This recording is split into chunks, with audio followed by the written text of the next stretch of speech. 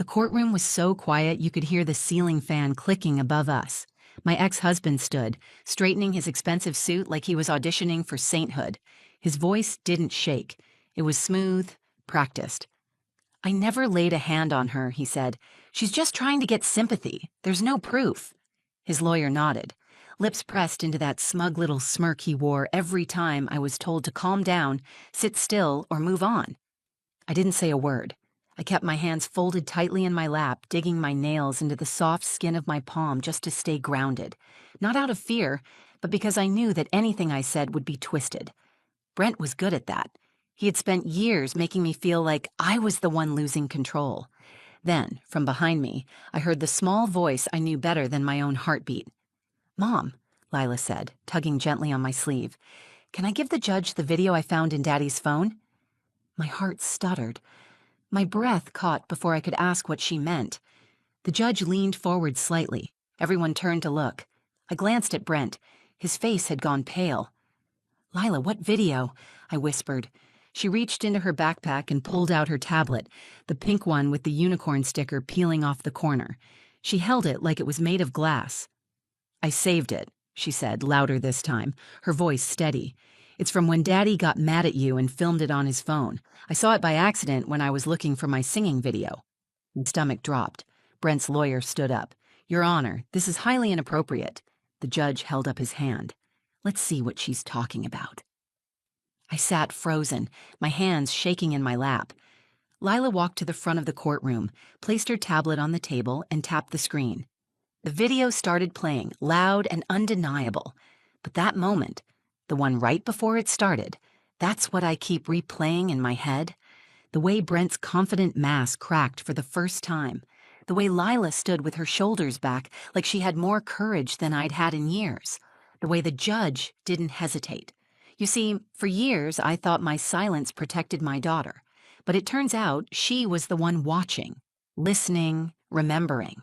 And in the end, she was the one who made them all hear the truth. I didn't grow up dreaming of a perfect marriage. I just wanted something safe, stable, something different from the chaos I was raised in. So when I met Brent, I thought I had finally found that. He was charming, attentive, the kind of man who opened car doors and made waitresses laugh. He looked like someone people respected, and I think that's what hooked me at first. I was 24, working 2 jobs and completely exhausted. He made me feel like I could breathe. We got married after a year of dating. Everyone said it was fast, but I wanted to believe that good things didn't always need time to prove themselves. When I found out I was pregnant with Lila, Brent cried. He told me we were going to be a perfect family. I believed him. It started small.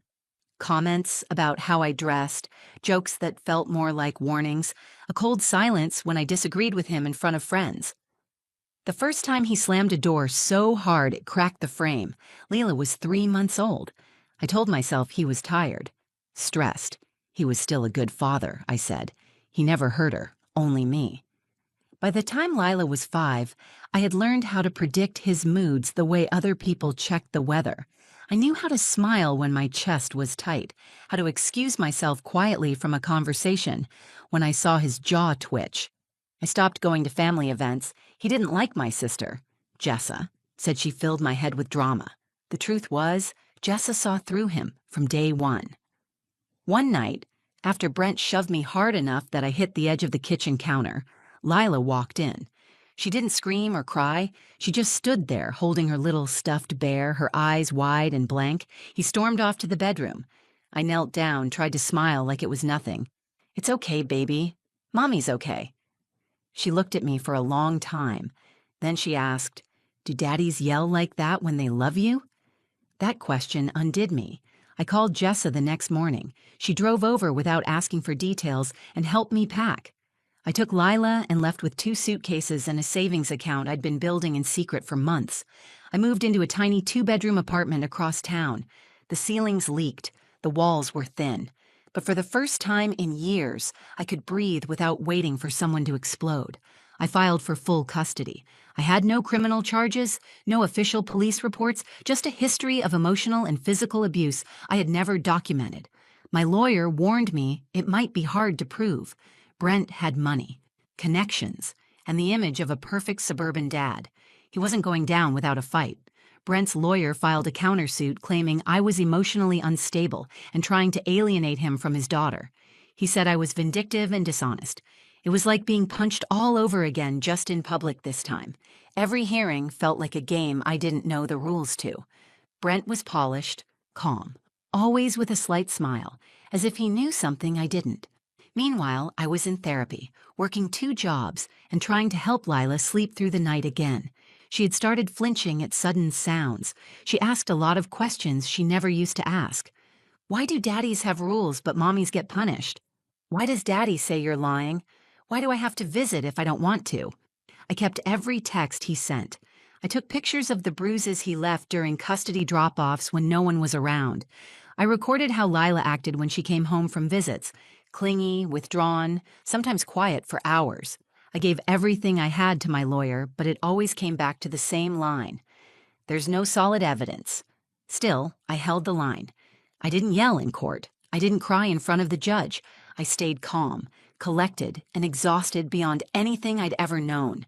Because I had one job, protect my daughter. And I thought I was doing it. I thought I was shielding her. But the truth was, she saw everything. She remembered everything. And when I thought all hope was lost, she was the one who stood up and gave the judge the truth I couldn't. The courthouse always smelled like bleach and old paper. I sat on the hard bench outside the courtroom, knees bouncing, hands locked together so tightly my knuckles ached. Lila sat beside me, swinging her legs, holding her stuffed bear with one arm and her tablet with the other. She didn't ask questions. She just watched me, quietly, like she was trying to understand what kind of day it was going to be. My lawyer, Ellen, walked over and sat next to me. She gave me a tired but kind smile. "They're inside already," she said. "The judge is reviewing the parenting evaluations. Be ready. Brent's lawyer is going to be aggressive today." I nodded. My throat was dry. I had barely slept the night before. Brent had filed a last-minute motion to push for joint custody, claiming I was emotionally unstable and had been coaching Lila against him. He brought in a statement from one of his coworkers, saying he had never seen Brent be anything but kind and level-headed. His lawyer was known for being ruthless and theatrical. I felt like I was walking into a performance, and I didn't know my lines. When the bailiff called us in, I took Lila's hand and stood. She held on tight. The courtroom was smaller than it looked on TV. The walls were wood-paneled, and the judge sat behind a massive desk, looking tired and unreadable. Brent was already there, seated beside his lawyer in a clean blue suit, his hair slicked back, wearing that same smirk he always wore when he thought he was winning. He looked at me like I was a guest in his movie. We sat down. The judge nodded toward Brent's lawyer. He stood and launched straight into character. "Your Honor, my client has made every effort to maintain a healthy, stable relationship with his daughter, despite the mother's repeated attempts to alienate him. There is no police record, no medical documentation, no confirmed history of abuse. My client asserts that the accusations brought against him are not only false but emotionally manipulative. We are requesting that full custody be shared equally between both parents." I felt the words hit like a drum. False, manipulative. No proof. He made me sound like some bitter ex who was angry things didn't work out. He never once said my name, just the mother, like I was a role, not a person. My lawyer stood to respond, but I barely heard her. My heart was pounding too loudly. Then Brent stood to speak, calm, respectful, eyes forward. "I love my daughter," he said, "and I would never hurt her, or her mother. She's just trying to keep me out of Lila's life. I never laid a hand on her. She's exaggerating for sympathy. There's no proof." He said it like he'd practiced it 100 times. I looked at the judge. He didn't react. I could feel the weight of the silence after Brent sat down. It felt final, like his words had sealed something. I wanted to scream. I wanted to stand and shake the truth out of the walls, but I stayed seated. That was the plan. Stay calm. Be composed. Let the evidence speak for itself, except there was never enough of it. A bruise fades, a scream disappears, a child's behavior is dismissed as confusion, a mother's voice too emotional, a father's voice steady and confident must be telling the truth. I glanced down at Lila. She was still holding her tablet, tracing her finger over the edge of the screen. Her face was unreadable, but her grip on my arm had tightened. The judge turned to me. "Miss Cross, is there anything else you'd like to submit at this time?" I opened my mouth, but before I could answer, Lila whispered, "Mom." I turned. She leaned in closer, whispering again. "Can I give the judge the video I found in Daddy's phone?" I stared at her. "What video?" I asked quietly. "The one where he's yelling at you. The one he filmed," she said. "I found it when I was looking for my singing video." I sat frozen. Brent shifted in his seat. Lila looked up at me. "I saved it. I can show him." The room suddenly felt smaller, lighter. I glanced at Brent. His smile was gone. For the first time since this all began, the weight started shifting. And it was my daughter, small, brave, and holding the truth in her tiny hands, who was about to turn the tide. I looked at Lila, her small face tilted toward me, waiting for permission. Her voice had been steady, but her fingers trembled slightly on the tablet screen. She wasn't scared of the courtroom. She wasn't afraid of the judge. She was afraid of me telling her no. Brent was watching us closely now. His posture had changed. His hand gripped the edge of the table. His lawyer leaned in to whisper something, but Brent ignored him. He knew what Lila had found. He knew exactly what video she was talking about. I turned to the judge. "Your Honor," I said, standing slowly, "my daughter has something she would like to submit into evidence." The courtroom shifted. I could feel the attention refocus like a spotlight. The judge raised an eyebrow. "She's 7, Brent's lawyer objected. "Your Honor, this is completely irregular." "She's not testifying," I said. "She has something to show you, something that was recorded by Mr. Voss himself." The judge paused for a moment, then looked at Lila. "Come forward, please." Lila let go of my hand and stepped up to the table. She looked so small standing there, holding her pink tablet like it was a shield. She tapped the screen, then looked at the judge. Her voice was soft but clear. "I found this when I was trying to watch one of my singing videos. I saved it because I didn't want to forget that Mommy wasn't lying." She turned the screen toward him and hit play. The courtroom was silent except for the sound of Brent's voice pouring from the tablet. Loud, furious, cruel. "You're pathetic. You think anyone's ever going to believe you? You can't even keep a house clean. You're lucky I haven't done worse." Then the sound of something crashing, my voice, pleading. A sob, heavy footsteps, a loud bang, and then the phone dropping, the image shifting sideways, showing me backed against the wall, hands up, crying. The video ended. Lila stepped back. The judge stared at the screen for a moment longer before looking up at Brent. His voice was flat and firm. "Is this you, Mr. Voss?" Brent didn't answer. His lawyer stood quickly. "Your Honor, this is taken without context. It was found by a minor. This is highly unorthodox and should not—" The judge raised his hand. "Sit down."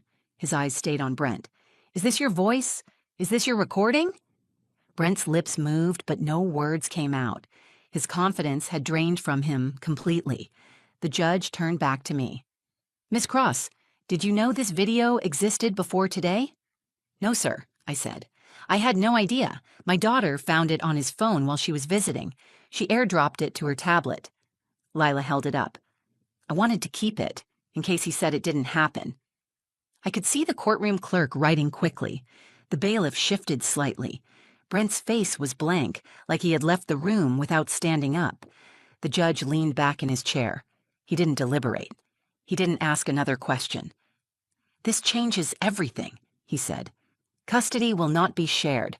Primary custody is awarded to Ms. Cross, effective immediately. Mr. Voss, you will be granted supervised visitation only pending review. This court will also be notifying Child Protective Services and reopening the petition for a domestic violence restraining order." He paused, then added, "This video is now court evidence." "Thank you, Lila, for showing the truth." I reached out to take my daughter's hand, but she wrapped her arms around me instead. She held on so tightly it made my chest ache, not from pain this time, but from something deeper. Relief, gratitude, pride. I thought I had been protecting her, but the truth was she had been watching everything. And when the moment came, she didn't freeze. She didn't hide. She stood up and gave a voice to the truth I had carried alone for years. Brent was still sitting there, frozen in his seat. The mask had finally cracked, and for the first time in a long time, he had nothing to say. The courtroom emptied slowly, but I didn't move. I sat there, my arms around Lila, her head resting against my chest, the weight of her body grounding me in a way that felt both surreal and necessary. I had prepared myself to lose again, to walk out of there carrying the same ache I had grown used to, but everything had changed in a single moment. Not because I had proven anything, but because Lila had. The judge left the bench, papers in hand, but his words echoed in my mind.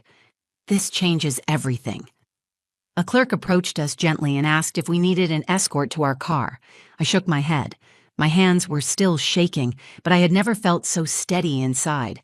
I looked at Brent as we stood to leave. He hadn't moved. His lawyer was packing up papers quickly, avoiding eye contact with everyone.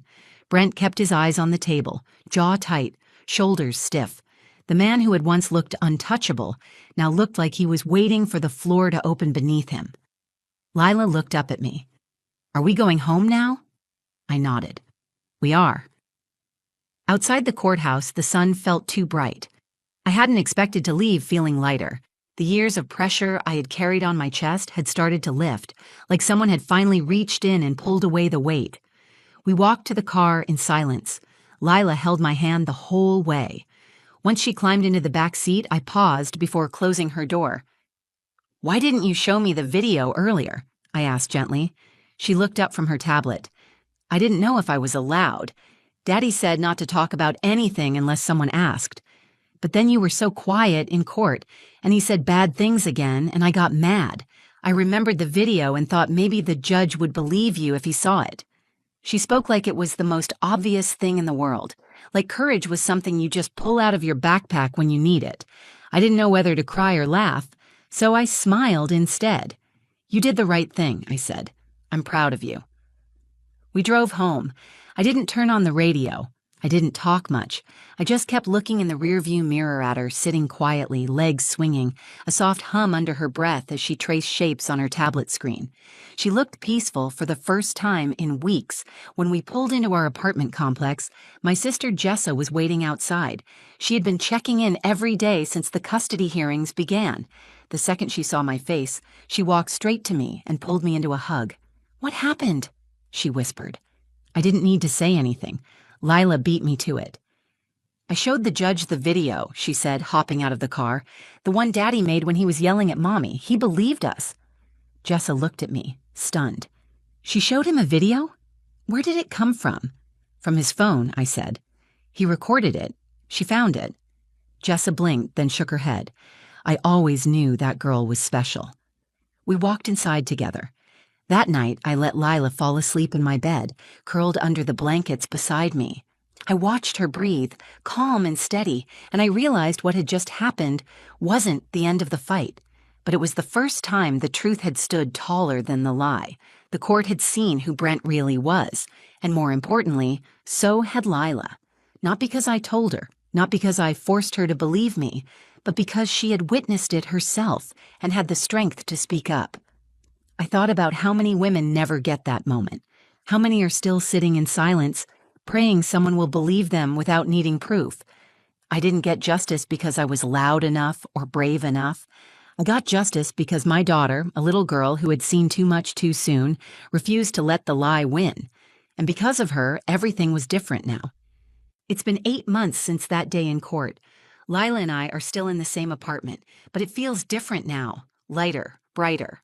Not because the space changed, but because we did. We stopped surviving and started living. There are no more sudden outbursts behind closed doors, no more flinching when the door opens, no more quiet panic when the phone rings from an unknown number. Brent still calls sometimes. He leaves voicemails asking for another chance at supervised visits. His tone has shifted. It's no longer demanding, it's desperate. I send them straight to my lawyer. The judge's ruling stands. Lila doesn't have to see him. She doesn't ask about him either.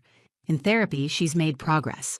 Her questions now are different. She no longer asks if yelling means love. She asks why some people stay angry when they don't get their way. She's learning that someone hurting you is never your fault. That keeping a secret to protect the person who hurt you is not love. It's fear dressed up as loyalty, and she's done being afraid. One afternoon, she asked me if I remembered the video. I told her I did. I asked if she wanted to delete it. She shook her head. Number, I don't want to forget what happened. Not because I'm scared, but because it helped us.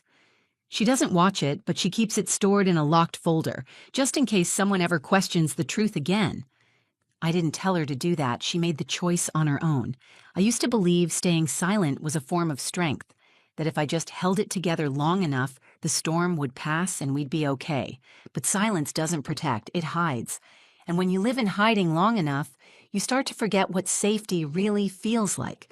Lila reminded me of that. She reminded me that truth, no matter how terrifying or messy, has power. It makes people uncomfortable. It shifts rooms. It ends lies that have lived too long. I've started speaking at support groups now, not because I have all the answers, but because I finally understand the value of being heard. When I sit in those circles and look into the eyes of other women who feel invisible, I tell them what I wish someone had told me. You don't need bruises to prove your pain. You don't need to wait until he crosses some invisible line. You're allowed to leave before it gets worse. And most importantly, your child doesn't need a two-parent household. They need a safe one. The court didn't save me. The law didn't swoop in and fix everything. What changed my life was a 7-year-old girl who refused to let the truth stay hidden. She didn't do it to win. She didn't do it to hurt anyone. She did it because she believed I deserved to be heard. That moment replays in my mind often. Lila holding her pink tablet, standing in front of the judge without fear. She never looked back at Brent. She looked forward, at the truth, at the future. She was the smallest person in that courtroom, but she was the one who carried the most power that day. And I carry that with me now. Every time I doubt myself, I remember that even when I was drowning, I raised a child brave enough to speak up when I couldn't. We're not the same people we were. I'm no longer the woman who explained away bruises or apologized for walking on eggshells. I'm a mother who listens more carefully now, who doesn't tell her daughter to be quiet just to keep the peace, who no longer measures strength by how much she can endure, but by how boldly she can protect the life she's rebuilding. And Lila is not just a survivor. She's a truth teller, a protector, a reminder that sometimes the most powerful voices come from the smallest people. We live differently now. We laugh louder. We sleep peacefully. We speak without fear. And we never, ever apologize for telling the truth. If this story moved you, if it reminded you of someone you know, or maybe even your own story, please know you're not alone. There is strength in your voice. There is power in being believed. And sometimes the most unexpected heroes are the ones sitting quietly beside us, watching, learning, and waiting for their moment to speak. If you found meaning in what you just heard, take a second to like this video. It helps this story reach someone who may need it today. Share it with anyone who's been through something similar or who needs to be reminded that the truth matters, no matter how long it's been hidden. I would love to hear your thoughts, your stories, or even just one word that stood out to you. Drop a comment below. I read every one of them, and if you want more stories like this, real, raw, and honest, subscribe to the channel and hit the notification bell so you don't miss what's coming next. Thank you for watching. Thank you for listening. And most of all, thank you for believing survivors.